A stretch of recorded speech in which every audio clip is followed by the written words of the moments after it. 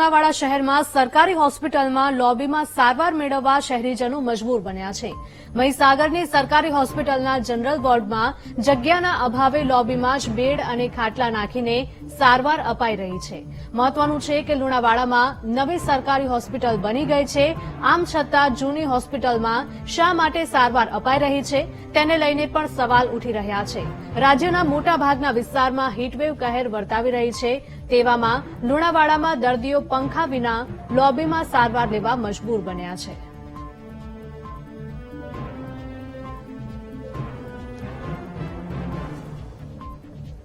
તો મહીસાગર જિલ્લાના આ દ્રશ્યો છે કે જ્યાં લુણાવાડા શહેરમાં સરકારી હોસ્પિટલમાં લોબીમાં જ સારવાર મેળવવા શહેરીજનો મજબૂર બન્યા છે। સંવાદદાતા વિશાલ જોડાઈ ગયા છે। વિશાલ, જણાવશો કે નવી હોસ્પિટલ તો બની ગઈ છે, પરંતુ શા માટે જૂની હોસ્પિટલમાં જ લોકોને સારવાર આપવામાં આવી રહી છે?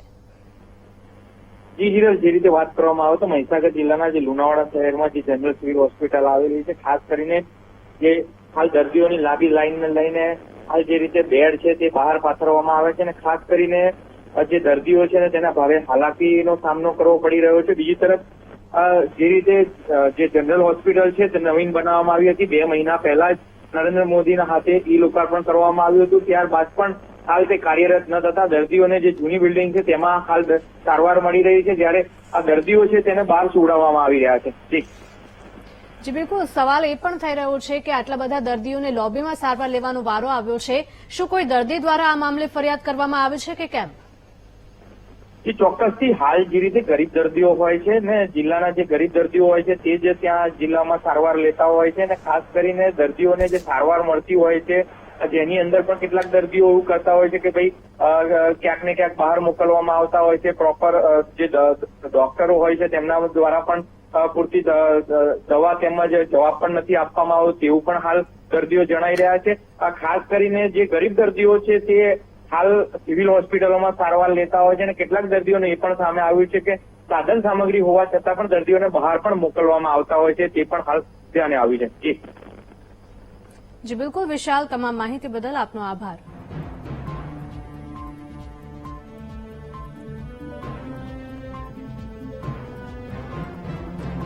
ભામિનીબેન પંડિત આપણી સાથે જોડાઈ ગયા છે, સિવિલના સુપ્રિન્ટેન્ડન્ટ। ભામિનીજી, આપનું ખૂબ ખૂબ સ્વાગત છે વીટીવી ન્યૂઝમાં। અનેક સવાલો થઈ રહ્યા છે આ દ્રશ્યો જોઈને, કારણ કે એક તરફ નવી હોસ્પિટલ બની ગઈ છે અને બીજી તરફ જૂની હોસ્પિટલમાં સારવાર અપાઈ રહી છે, એ પણ આવી ગરમીમાં લોબીમાં સારવાર અપાઈ રહી છે કે જ્યાં પંખાની પણ વ્યવસ્થા નથી। શા માટે? પંખાની વ્યવસ્થા છે, આ તો વોર્ડ ભરાઈ ગયો હતો અને દર્દીઓને સારવાર આપી જ રહ્યા છે। એક કોટ ખાલી બહાર મૂકવો પડ્યો છે કેમ કે પેશન્ટ થોડા વધારે હતા। પરંતુ હોસ્પિટલ તો નવી બની ગઈ છે, તો શા માટે જૂની હોસ્પિટલમાં આવી રીતે સારવાર?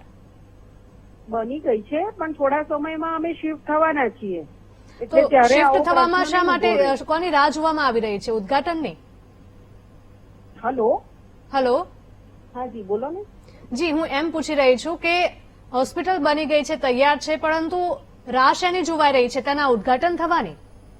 ના, ઉદ્ઘાટનની નહીં, થોડું ઇલેક્ટ્રિકનું અને થોડું સાધનોનો જે પ્રશ્ન હતો એ હવે સોલ્વ થવા ભેગો છે, એટલે નજીકના ભવિષ્યમાં અમે શિફ્ટ થઈ જઈશું ત્યાં। દર્દીને આ રીતે સારવાર આપવામાં આવી રહી છે, જો તેમને લૂ લાગી જશે, હીટવેવની અસર વર્તાશે તો તેની જવાબદારી કોણ લેશે?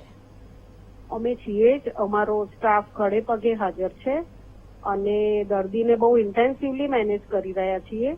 દરેકે દરેક પેશન્ટને અમે બહુ જ સારી રીતે સારવાર આપ્યા છે અને છેલ્લા 1 વર્ષમાં અમારા આવ્યા પછી તો દર્દીઓનો 100% વધારો થયો છે, સુવાવડમાં વધારો થયો છે, દરેક કાર્ય અમે બહુ સારી રીતે કરી રહ્યા છીએ। તો બેન, આપનો બી સહકાર માંગીએ છીએ કેમ કે દર્દીઓને સારી રીતે જ સારવાર આપીએ છીએ। પરંતુ આશા રાખીએ કે હવે આ દ્રશ્યો જોયા પછી આગામી દિવસોમાં આવી રીતે લોબીમાં દર્દીઓને સારવાર ન આપવામાં આવે। હા, એ આપની વાત સાચી છે બેન, પણ અમે દર્દીને આટલી ગરમીમાં બીજે ક્યાંય રિફર નથી કર્યું, કોટ ના હોવા છતાં પણ અમે એને સારવાર આપીને એને તાત્કાલિક એનો જીવનને અમે સારી સારવાર આપી રહ્યા છીએ બેન। જી બિલકુલ ભામિનીજી, આપ અમારી સાથે જોડાયા તે બદલ આપનો ખૂબ ખૂબ આભાર।